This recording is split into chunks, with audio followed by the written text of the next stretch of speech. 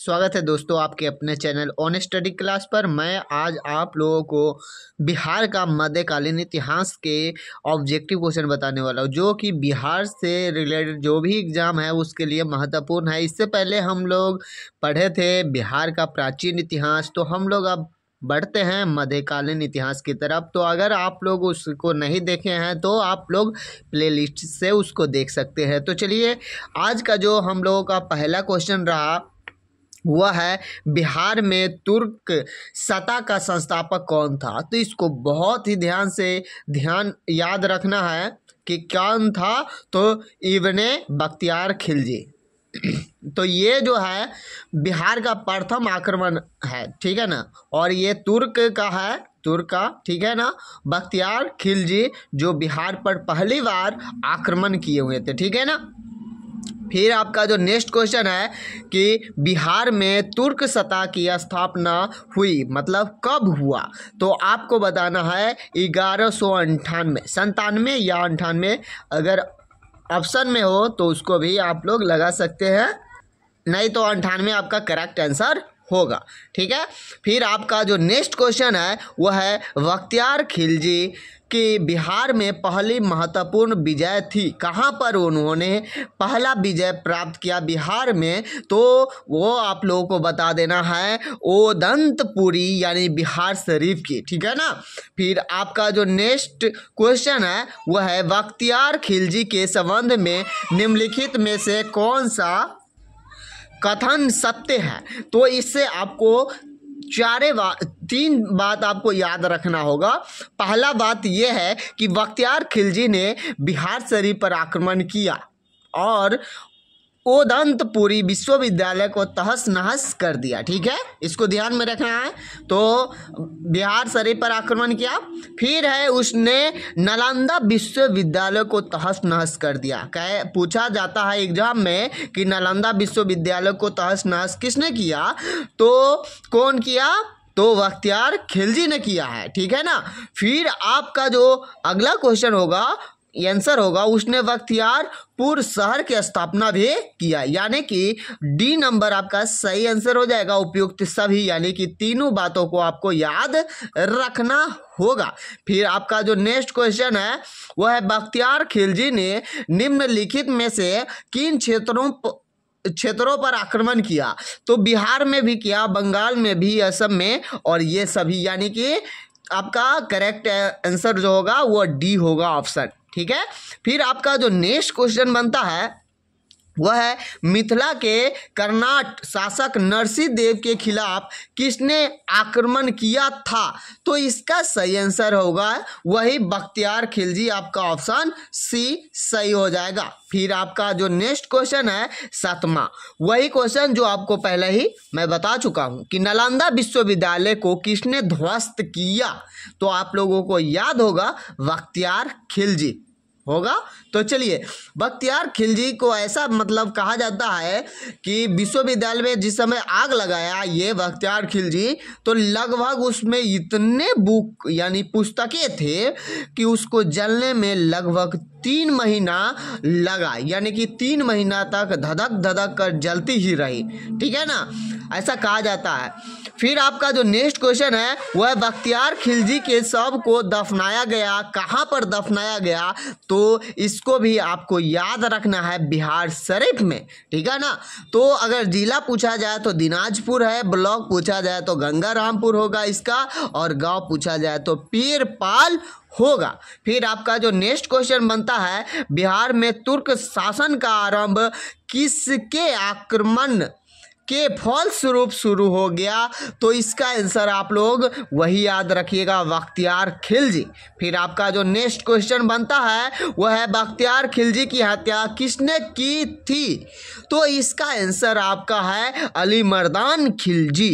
क्या रखना है, ये भी इंपॉर्टेंट है बहुत, अली मर्दान खिलजी। फिर आपका नेक्स्ट क्वेश्चन है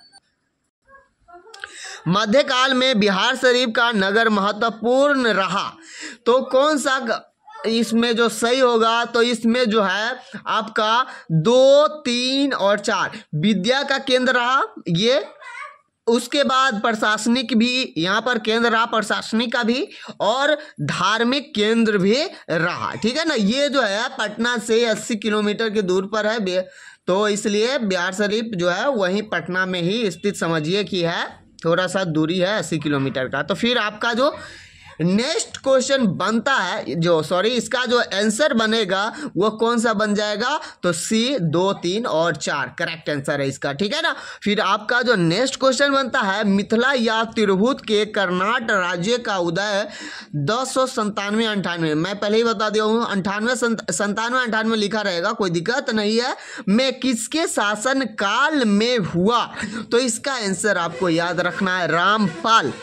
मिथिला या तिरहुत के कर्नाटक राज्य का संस्थापक कौन है, तो ये भी इंपॉर्टेंट बनता है, तो इसका भी याद रखिएगा आपका नन्हे देव जो है वो नरसिंह देव के पूर्वज थे। ठीक है ना, और जो है उसकी राजधानी सिमरावगढ़ थे। ठीक है ना, इसको ध्यान में रखना है। मिथिला के कर्नाटक के शासकों की राजधानी, तो यहाँ पर वो सवाल भी है कि मिथिला के कर्नाटक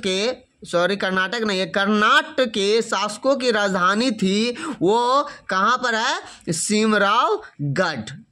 तो आपका जो नेक्स्ट क्वेश्चन बनता है वह है कर्नाटक वंश का अंतिम शासक कौन था, तो इसको भी आपको ध्यान में रखना है कि इसका आंसर होगा हरिषि। कौन हो जाएगा, हरिषि। फिर आपका नेक्स्ट क्वेश्चन बनता है कि कर्नाटक वंश का पूर्णतः अंत हुआ कब हो गया, तो इसको जो है 1378 ईस्वी में पूरी तरह से समाप्त हो गया।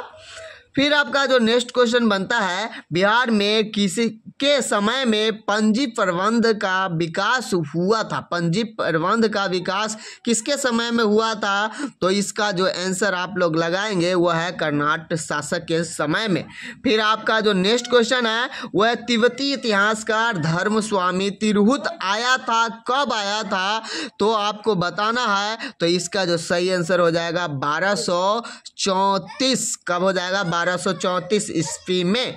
फिर आपका जो नेक्स्ट क्वेश्चन है, बंगाल के लखनऊ में किसने स्वतंत्र सत्ता की स्थापना की थी, तो इसका आंसर आप लोग बताएंगे तो हसमुद्दीन इवाज खिलजी होगा इसका सही आंसर। फिर आपका जो नेक्स्ट क्वेश्चन होगा वह है बिहार में सैनिक अभियान आयोजित करने वाला पहला सुल्तान था, कौन था, तो इसको बहुत अच्छा से रट लेना है, ये बहुत इंपॉर्टेंट क्वेश्चन है। बिहार में सैन्य अभियान आयोजित करने वाला पहला जो सुल्तान था वो कौन था, तो ये है इल्तुतमिश। कौन है, इल्तुतमिश। फिर आपका जो नेक्स्ट क्वेश्चन है, बिहार को दिल्ली सल्तनत के अधीन करने वाला प्रथम सुल्तान कौन था, तो ये भी आपको ध्यान में रखना है, इल्तुतमिश होगा। ठीक है, फिर आपका जो नेक्स्ट क्वेश्चन है, इल्तुतमिश ने 1225 ईस्वी के लगभग किसे पराजित कर बिहार पर अधिकार किया, तो ये है हसमुद्दीन इवाज खिलजी। ठीक है ना। फिर आपका जो नेक्स्ट क्वेश्चन बनता है वह है इल्तुतमिश ने बिहार में दिल्ली के प्रथम प्रतिनिधि के रूप में किसे नियुक्त किया, तो इसका आंसर आप लोगों को याद करके रखना है, मलिक अलाउद्दीन जानी को। फिर आपका जो नेक्स्ट क्वेश्चन बनता है वह है कि निम्नलिखित में से कौन सल्तनत काल में बिहार का राज्यपाल नहीं रहा था, तो इसका आंसर है मुबारिज खां।